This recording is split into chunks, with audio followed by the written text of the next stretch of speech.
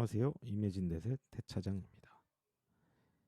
우리는 종종 이런 상황을 마주하죠. 누군가의 말에 반응에 표정 하나에도 마음이 무너지는 순간들. 괜히 저 말에 상처받은 티 낼까 웃었는데 나 좀 이상한가?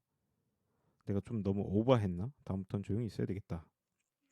상대를 편하게 해주고 싶은 마음이 컸던 우리는 경청도 열심히 하고 때론 리액션도 최선을 다하고 심지어 자폭 개그까지 자신을 낮추면서 분위기를 맞춰주기도 합니다.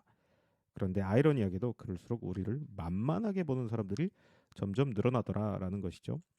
친절함이 무시로 바뀌고 배려가 이용으로 변질될 때 우리한테는 나는 왜 이렇게 남 눈치를 보고 살까? 이런 질문이 생기기 시작합니다. 이런 걸 전문 용어로 fear of people's opinions라고 해서 타인의 시선에 두려움이라는 이슈가 생긴다고 합니다.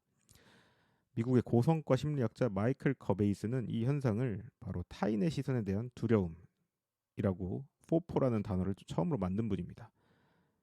이 마이클 걸베이스라는 분은 NFL, 내셔널 풋볼 리그 선수들, 그리고 올림픽 대표팀들, 그리고 우주 낙하 프로젝트 등의 어떤 중대한 일에 멘탈 코칭을 직접 했던 분이라고 합니다. 마이클 걸베이스라고 하고요. 그래서 포포라고 합니다. FOPO. 포포는 당신의 성과를 그리고 삶 자체를 무너뜨릴 수 있다라는 이야기를 합니다.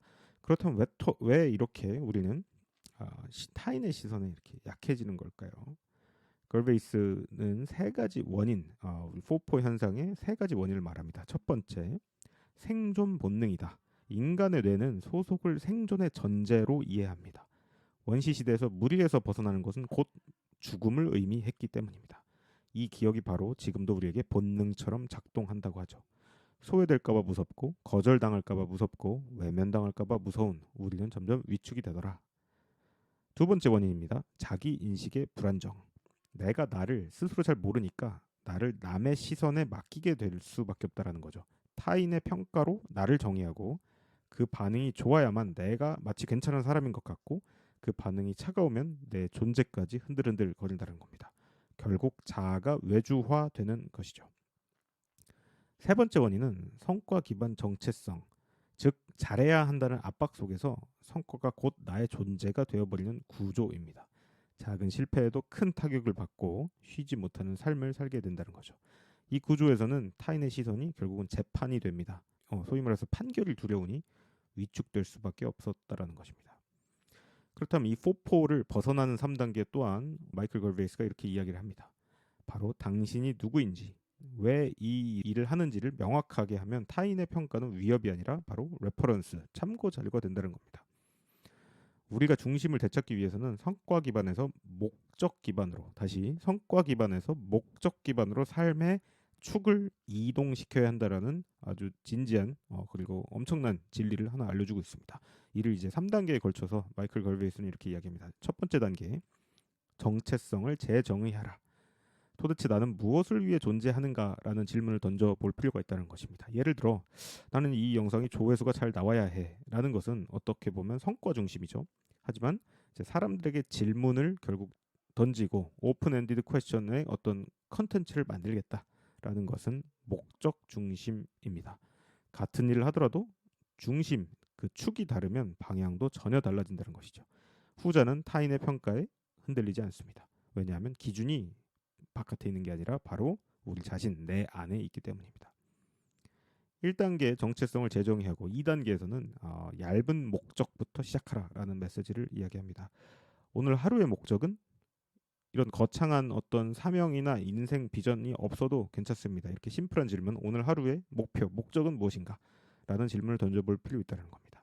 내가 지키고 싶은 단 한 가지의 어떤 원칙, 소소한 것들을 어디 노트나 이런 곳에 아니면 핸드폰에라도 적어보는 것으로도 충분하다고 합니다. 예를 들면 오늘은 누구한테도 무례하지 않게 말을 하겠다. 아니면 회의에서 한 번은 솔직한 의견을 내겠다. 상대방이 아니라 나의 감정에 먼저 집중하겠다. 라는 식의 자기 성찰적 어떤 목적 의식이 아주 중요하다는 겁니다. 이런 작은 목적은 우리의 중심을 다시 바깥이 아닌 안쪽으로 끌어올 수 있는 해법이 될 수 있다고 합니다. 그리고 3단계는 스스로 일부러 취약해지는 점입니다. 엉망이 되는 연습을 하라라는 마이클 거베이스의 이야기가 있습니다. 바로 이제 훌륭한 선수는 바로 이 프랙티스, 연습을 할 때 일부러 실수를 한다는 거죠. 그 이유는 실수를 통제할 수 있을 때 우리의 진정한 회복 탄력성을 얻게 될 수 있기 때문이라는 겁니다. 뭐 업무에서도 이렇게 적용해 볼 수 있겠죠. 마치 피드백을 받았을 때 그건 틀렸다, 당신 말이 틀렸다라고 방어하지 않고 질문으로 바꿔 보는 것도 중요한 행동일 수도 있고요. 발표 중 틀렸을 때 망했다 하고 뭐 이러고 막 당황할 게 아니라 유머러스하게 넘어가 보는 것, 또는 이제 말다툼이 생겼을 때 바로 반응하지 않고 숨을 고르고 뭐 이런 형태로, 이런 순간들은 내가 실수해도 괜찮은 사람이라는 어떤 신뢰를 쌓게 해준다고 합니다. 그래서 진짜 성장은 완성된 나를 버릴 때 찾아온다고 하죠. 우리는 종종 나는 지금 이 모습 그대로 완성된 사람처럼 느끼며 살아갑니다. 그래서 비판 한마디에 무너지고 칭찬 한마디에 목을 매죠. 하지만 마이클 거베이스는 이렇게 이야기합니다. 성장 중인 나를 받아들이면 타인의 말도 성장의 재료가 된다. 우리는 아직 완성되지 않았습니다. 그래서 성장할 수 있는 거죠. 그리고 그 성장은 타인의 시선이 아니라 나만의 기준과 목적 안에서 시작되어야 합니다. 당신이 누군가의 눈치를 보며 힘들었다면 그건 당신이 예민해서가 아니라 당신이 상대를 깊이 배려할 줄 아는 사람이기 때문입니다. 하지만 그 배려가 자기 자신을 지워가면서까지 지속된다면 그건 선함이 아니라 자기 소외입니다. 이제는 다시 내 안의 중심을 되찾아야 할 때입니다. 작게, 천천히, 오늘 하루부터. 이 영상이 도움이 되셨다면 좋아요와 구독 부탁드리겠습니다. 고맙습니다.